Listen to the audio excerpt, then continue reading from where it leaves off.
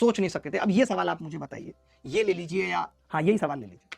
आपने कभी सोचा था कि टाइम एंड वर्क के अंदर, वो भी पेपर में आया हुआ सवाल है, मैंने नहीं बनाया, आपने कभी जीवन में सोचा था कि टाइम एंड वर्क के अंदर कोई माइका लाल है जो डिजिटल सम सोच सकता है? आप देखिए 9 लड़कियां मैंने हटा दी और मैंने कहा कि ये 5 महिलाएं यानी विमेन का डिजिटल सम कितना आ रहा है, तो आपने कहा 9 दिन का भाग कर देते हैं, 9 दूनी 18, 9 दूनी 18 भाई, और 9 8 72 यानी 1 आएगा, 8 और 2 10 1, 9 से भाग इसीलिए कर लिया ताकि 9 फंसाए ना, तो मैंने कहा 5 महिलाओं का जो भी राशि वो कमाती है उसका डिजिटल सम 1 आएगा।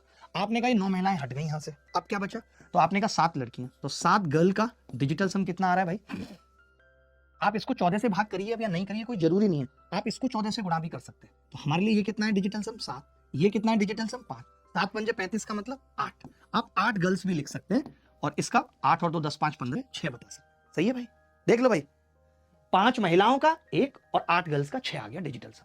आपको पता है यहां से मैं डब्ल्यू का निकालूं तो डब्ल्यू का डिजिटल सम 1/5 यानी 2 आ गया, यहां से अगर मैं गर्ल्स का निकालूं तो 8 6 48 8 4 12 3 आ गया, दोनों का डिजिटल सम आ गया। अब पूछा क्या सवाल में, सवाल में कह रहा है कि 12 महिलाएं यानी 3 दूनी 6 प्लस 7 लड़कियां 7 तिया 21 3, जैसे मैंने ये देखा 3 यानी 9, तो मैं फिर आगे सोचा ही नहीं, 9 वाला ही उत्तर होगा। 8 और 1 9, 4 और 2 6 नहीं होगा, 6 और 3 9 ये कभी नहीं होगा, 4 और 2 8, 6 और 1 7 और 2 9 ये उत्तर होगा, और यही उत्तर है क्योंकि इसी का डिजिटल सम 9 आ रहा है। आप सोच सकते थे कभी, आप सोच सकते थे कि गणित के इन मुश्किल सवालों में डिजिटल सम लग सकता है? सोच सकते थे आप कभी? लगाया आपने कभी? एक महिला और एक पुरुष की वेजेज निकालने में नानी याद आ जाती है भाई साहब। चलिए मैंने तो ये हल्का फुल्का आपको जलवा दिखाया, और मैं ये बताना चाहता हूं बहुत सारे बच्चे जीएस के सवालों से भी बहुत डरते हैं। मैं एक पेपर देख रहा था जीएस का जिसमें इस तरीके के सवाल पूछे गए थे, तो अगर आप जीएस में भी बहुत डर रहे हैं तो बहुत डरने की जरूरत नहीं है। देखिए, what is the supreme law of India?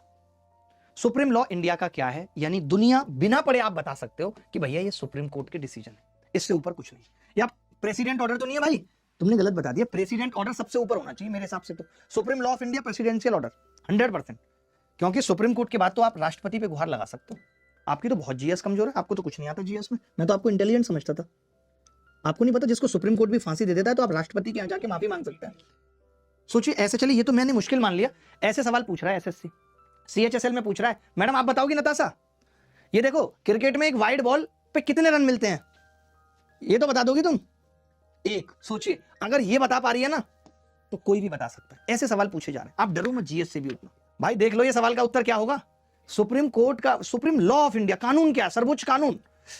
यार होना गलत, सर्वोच्च कानून है, सर्वोच्च डिसीजन नहीं है। अगर डिसीजन होता तो प्रेसिडेंशियल होता। वाह, तुम लोगों को तो मुझसे भी कम नॉलेज है सच में।